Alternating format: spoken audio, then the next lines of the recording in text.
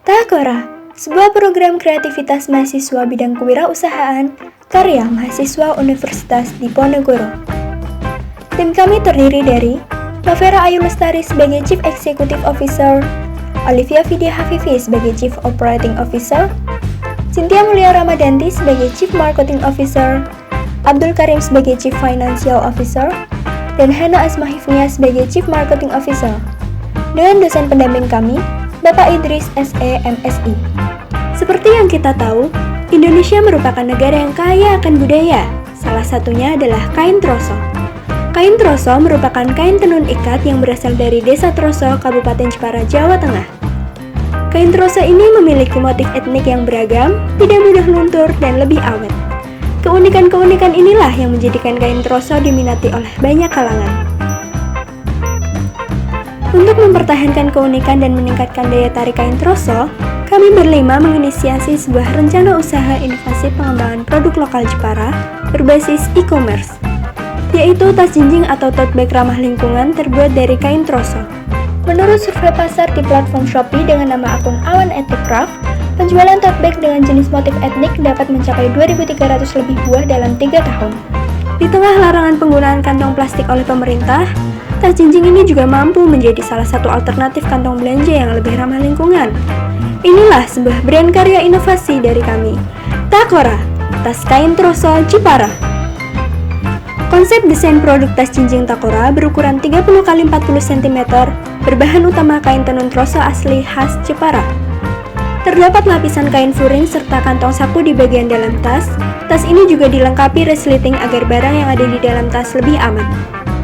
Adapun keunggulan dari produk Takora antara lain, Takora memiliki model yang sederhana namun terlihat elegan. Kain troso yang digunakan motifnya unik dan punya ciri khas tertentu dibanding kain etnik lainnya. Terdapat 3 motif utama yaitu tema manusia, tema binatang, dan tema tumbuhan. Takora juga dapat menjadi alternatif sebagai kantong belanja yang fleksibel karena dapat dilipat menjadi lebih kecil dan ringkas. Dan yang paling penting, harga jual Takora lebih terjangkau dibanding tas sejenis di toko lainnya. Takora berencana bermitra dengan penjahit Budi Tailor yang akan memproduksi tas jinjing Takora. Berikut rekaman chat kami dengan mitra.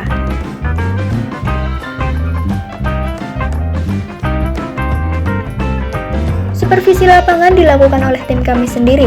Pemantauan mulai dari perkembangan tahapan produksi seperti pembuatan pola, persiapan, pemotongan, penjahitan, hingga perapian produk. Value produk tidak hanya dilihat dari produk itu sendiri, namun juga dapat dilihat dari bagaimana produk tersebut dikemas. Untuk itu, tim PKMK Takora menggunakan box minimalis untuk mengemas produk Takora.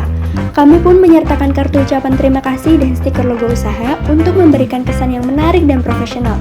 Melalui media sosial Instagram dan Facebook, kami menginformasikan tentang keunikan dan kelebihan produk Takora dilengkapi dengan katalog produk. Kami juga memanfaatkan marketplace seperti Shopee dan website yang dapat diakses langsung melalui tautan yang terdapat pada bio Instagram kami. Hal ini kami lakukan untuk memudahkan para konsumen yang ingin membeli produk secara online. Selain itu, untuk media pemesanan dan after sales service atau layanan purna jual, kami akan menggunakan WhatsApp bisnis dan Line bisnis. Setelah masa pandemi ini berakhir, kami akan melaksanakan produksi dan pemasaran Takora dengan menggunakan sistem pre-order. Dalam perencanaan usaha ini, tim PKMK Takora telah melakukan 8 kali pembimbingan serta konsultasi kepada Bapak Idris SE MSI selaku dosen pembimbing kami melalui media daring. Berikut cuplikannya.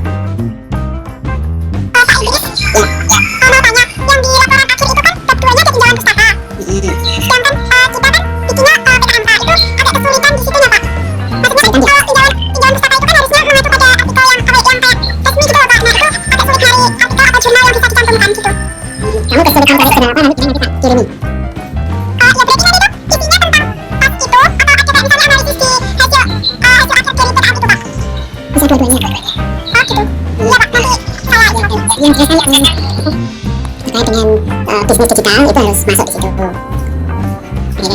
Terkait dengan bisnis digital itu harus ada di dalam kebutuhan yang terkait dengan pinjam pustaka itu. Nah, kemudian kesulitanmu cari artikel apa, cari ini apa, buku atau bahan referensi apa, nanti sampaikan aja di grup, nanti tak share di grup. Ya Pak, baik, makasih Pak. Berdasarkan rencana-rencana yang telah kami susun, kami juga melakukan rencana proyeksi keuangan sebagai berikut. Total biaya produksi Takora pada bulan pertama sebesar Rp572.220 untuk 10 unit, lalu pada bulan kedua sebesar Rp2.861.000 untuk 50 unit. Rencana harga jual Takora yakni sebesar Rp70.000 per unit.